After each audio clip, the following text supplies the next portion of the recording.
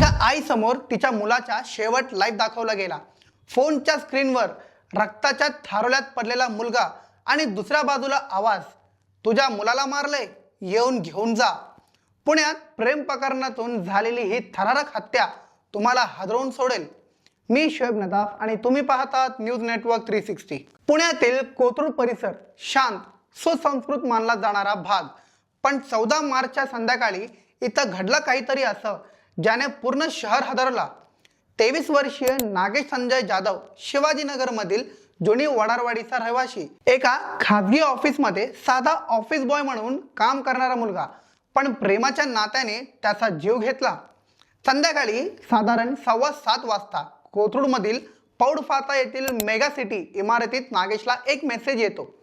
तो त्याच्या प्रेयसीच्या मोबाईलवरून, ये भेटायचं आहे। नागेश तिथं पोहोचतो, पण त्याला माहीत नव्हतं की हा मेसेज प्रेमाचा नव्हे तर मृत्यूचा सापळा होता।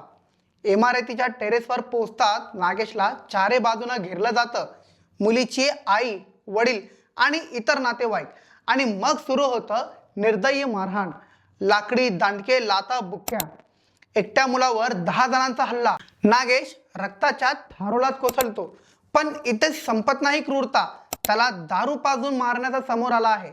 त्याच्याच मोबाईलवरून त्याच्या आईला व्हिडिओ कॉल केला जातो, तुझ्या मुलाला मारलंय, 10 मिनिटात ये, नाहीतर खाली फेकून देऊ। नागेशची आई घटनास्थळी पोहोचते। मुलीच्या कुटुंबियांनी तिच्याशी शिवीगाळ करत अत्यंत उद्धट वर्तन केल्याची माहिती समोर आली आहे। आईच्या डोळ्यासमोर तिचा मुलगा शेवटच्या श्वासासाठी झुंज देताना हा क्षण शब्दात सांगणं कठीण आहे। गंभीर जखमी अवस्थेत नागेशला रुग्णालयात नेण्यात आलं, पण उपचार दरम्यान त्याचा मृत्यू झाला।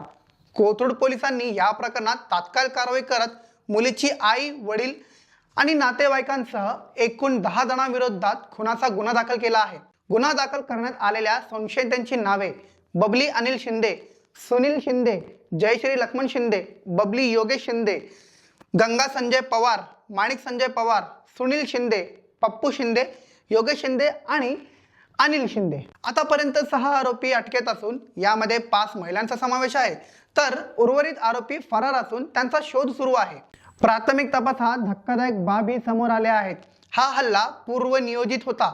मुलीच्या मोबाईलवरूनच नागेशला सापळ्यात ओढण्यात आलं आणि सध्या सीसीटीव्ही फुटेज तसेच कॉल रेकॉर्डिंग तपासणी सुरू आहे। आणि सगळ्यात महत्त्वाचं, हा संपूर्ण प्रकरण एका प्रेम संबंधातून उभं राहिला। प्रेम करणं इतका मोठा अपराध आहे का की त्यासाठी एखाद्याचा जीव घ्यावा लागतो?